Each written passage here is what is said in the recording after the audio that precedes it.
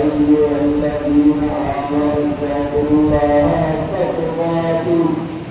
ولا تموتن إلا وأنتم مسلمون يا أيها الناس اتقوا ربكم الذي خلقكم من نفس واحدة وخلق منها زوجها وبث منهما رجالا كثيرا ونساء واتقوا الله الذي تساءلون به والأرحام إن الله كان عليكم رقيبا يا أيها الذين آمنوا اتقوا الله وقولوا قولا سديدا يصلح لكم أعمالكم ويغفر لكم ذنوبكم ومن يطع الله ورسوله فقد فاز فوزا عظيما أما بعد فإن خير الحديث كتاب الله وخير الهدي هدي محمد صلى الله عليه وسلم وشر الأمور محدثاتها وكل محدثة بدعة وكل بدعة ضلالة وكل ضلالة في النار اللهم صل على محمد وعلى آل محمد كما صليت على إبراهيم وعلى آل إبراهيم إنك حميد مجيد اللهم بارك على محمد وعلى آل محمد كما باركت على إبراهيم وعلى آل إبراهيم إنك حميد مجيد الله أكبر الله أكبر لا إله إلا الله والله أكبر الله أكبر ولله الحمد أقسم بأمر سواء أسمت كبرياء بلائك الكلمات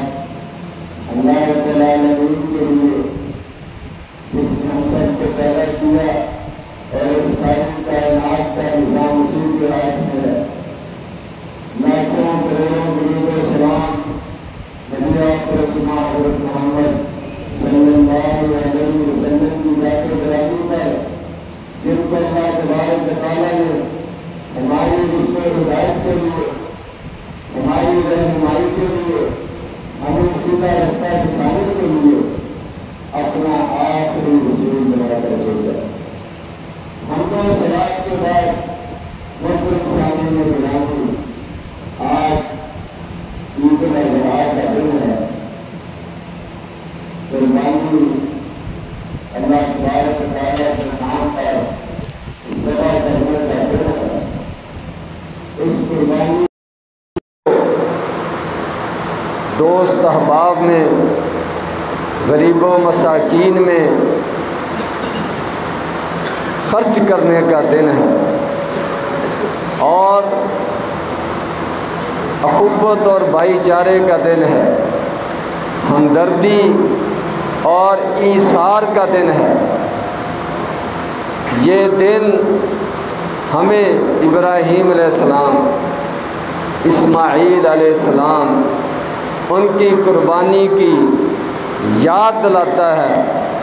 کہ کس طرح ابراہیم علیہ السلام نے اپنے رب کے حکم پر اپنے بیٹے کو قربان کرنے کی اللہ تبارک و تعالیٰ کے حکم کی تعمیل فرمائی. یہ بہت بڑا امتحان تھا. تو یہ زندگی اللہ تبارک و تعالیٰ کی فرما برداری میں گزارنے کا نام، یہ زندگی قربانیاں پیش کرنے کا نام، ایک مسلمان، ایک مومن ہر وقت اپنے رب کے حکم پر ہر قسم کی قربانی پیش کرنے کے لیے تیار رہتا ہے۔ قل ان صلاتی و نسکی و محیای و مماتی للہ رب العالمین، کہہ دیجئے کہ میری نماز اللہ کے لیے، میری قربانی اللہ کے لیے، میری زندگی اللہ کے لیے، میری موت اللہ کے لیے، کہ جب میں مروں گا تو اللہ تبارک و تعالیٰ کے نام پر مروں گا۔ اللہ تبارک و تعالیٰ اگر ہمیں جان کی قربانی پیش کرنے کا حکم دیں تو ہم اس کے لیے بھی تیار ہیں۔ اور ابراہیم علیہ السلام کا قصہ وہ بھی ہمیں یہی سبق دیتا ہے۔ اللہ تبارک و تعالیٰ ہمیں مال کی قربانی کا حکم دیں، ہم اس کے لیے تیار ہیں۔ اللہ تبارک و تعالیٰ ہمیں وقت کی قربانی کا حکم دیں، ہم اس کے لیے تیار ہیں۔ اللہ تبارک و تعالیٰ ہمیں کھانا چھوڑنے کی قربانی کا حکم دیں، ہم روزے کی شکل میں اس کے لیے تیار ہیں۔ اللہ تبارک و تعالیٰ کے حکم پر اپنے وطن کو، اپنے گھر کو ہجرت کر کے کسی اور امن والی جگہ پر، اسلام والی جگہ پر، دین کی حفاظت والی جگہ پر جانے کا حکم دیں تو ہم اس کے لیے بھی تیار ہیں۔ اور اللہ تبارک و تعالیٰ کے اسی حکم کے مطابق آج جانوروں کی قربانی ہم پیش کر رہے ہیں۔ اللہ تبارک و تعالیٰ سب قربانی کرنے والوں کی قربانی کو قبول فرمائے، اور جو لوگ کسی وجہ سے نہیں کر سکے اللہ تبارک و تعالیٰ آئندہ ان کو توفیق عطا فرمائے۔ تو یہ دن خوشی کا دن ہے، ایک دوسرے سے ملنے کا دن ہے، رشتوں کو ملانے کا دن ہے، صلہ رحمی کا دن ہے، ایک دوسرے کو معاف کرنے کا دن ہے،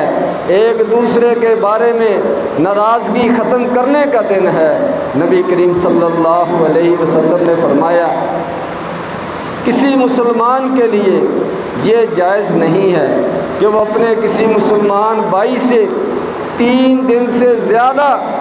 بول چال بند رکھے، 3 دن سے زیادہ ناراض رہے، 3 دن سے زیادہ اس سے قطع تعلقی کرے، اس کی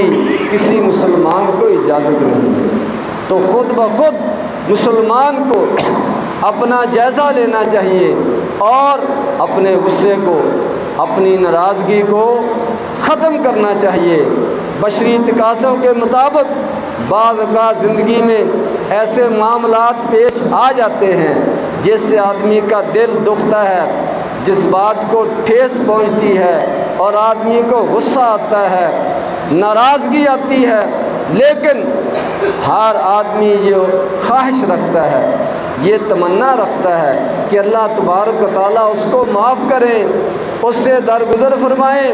تو اگر ہم اپنے رب سے معافی چاہتے ہیں تو پھر اس کے لیے ہمیں اپنے بھائیوں کو بھی معاف کرنا ہوگا، دوسروں کو بھی معاف کرنا ہوگا۔ تو اپنے غصے کو پی جائیں، ختم کر دیں، ناراضگی کو ختم کر دیں، دلوں کو صاف کر لیں اور اپنے دوست احباب سے، اپنے ہمسایوں سے، اپنے رشتہ داروں سے، سب سے سلام لینے میں پہل کریں۔ فرمایا 2 ناراض مسلمان بندوں میں سے بہتر وہ ہے جو سلام لینے میں پہل کرتا ہے۔ تو یہ دن جو ہے یہ ایک دوسرے سے قریب ہونے کا دن ہے، ایک دوسرے سے محبت اور اخوت اور بھائی چارے کے اظہار کا دن ہے۔ اللہ تبارک و تعالیٰ کے نام پر قربانیاں پیش کرنی ہے تو اس میں سب سے پہلے اپنی نیت کو خالص کرنا ہے کہ میں دکھلاوے کے لیے نہیں، شہرت کے لیے نہیں، ناموری کے لیے نہیں، فخر کے لیے نہیں، کسی کے ساتھ مقابلے کے لیے نہیں، بلکہ اللہ کے حکم کی تعمیل میں، اس کے رسول صلی اللہ علیہ وسلم کی سنت کی پیروی میں یہ میں جانور جو ہے یہ قربان کر رہا ہوں۔ اس سے اللہ تبارک و تعالیٰ سے میں اجر و ثواب کی امید رکھتا ہوں۔ سب سے پہلے تو اپنے نیتوں کو ہمیں خالص کرنا چاہیے، اور اس کے ساتھ نبی کریم صلی اللہ علیہ وسلم نے فرمایا کہ اللہ تبارک و تعالیٰ نے ہر چیز میں احسان کا حکم دیا ہے، اچھے طریقے کو اختیار کرنے کا حکم دیا ہے، اور فرمایا کہ جب تم ذبح کرو تو جانور کو اچھے طریقے سے ذبح کرو۔ اس چیز کا بھی خیال رکھنا ہے کہ جانور کو زیادہ تکلیف نہ ہو، چھری جو ہے وہ نہایت بہترین اور تیز ہو تاکہ جلدی وہ ذبح ہو جائے اور خون اچھی طرح بہہ جائے، اور اس کو اچھی طرح پکڑ کر اس کو ذبح کرنا ہے، قبلے کی طرف منہ کر کے لٹا کر ذبح کرنا ہے، اللہ کا نام لے کر بسم اللہ اللہ اکبر یہ کہہ کر اس کو ذبح کرنا ہے، اور اللہ تبارک و تعالیٰ سے یہ ساتھ دعا بھی کرنی ہے، ربنا تقبل منا، یا اللہ ہم سے یہ چھوٹی سی قربانی قبول فرما۔ تو اس کے ساتھ ساتھ پھر گوشت جو ہے اس کو خود بھی کھائیں، دوست احباب کو بھی کھلائیں، اور ضرورت مندوں کو بھی دیں۔ اسی طرح قربانی کی کھال اس کو بھی ضائع نہ ہونے دیں، یہ بھی ایک قیمتی چیز ہے، کام آنے والی چیز ہے، یہ بھی جہاں آپ دینا چاہتے ہیں وہاں وقت پر پہنچائیں۔ اللہ تبارک و تعالیٰ ہماری نیکیوں کو، قربانیوں کو قبول فرمائے، اور خاص طور پر ان دنوں کے اندر وَاذْكُرُوا اللَّهَ فِي أَيَّامٍ مَّعْدُودَاتٍ، یہ ایام تشریق، یہ عید کے دن، یہ 13 ذی الحجہ کی شام تک یہ اللہ تبارک و تعالیٰ کی کثرت کے ساتھ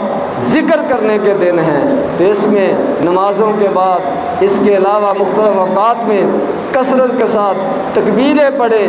اللہ کا نام بلند کریں۔ اللہ تبارک و تعالیٰ نے اس کا حکم دیا ہے، اللہ اکبر اللہ اکبر لا الہ الا اللہ اللہ اکبر وللہ الحمد، وآخر دعوانا الحمدللہ رب العالمین۔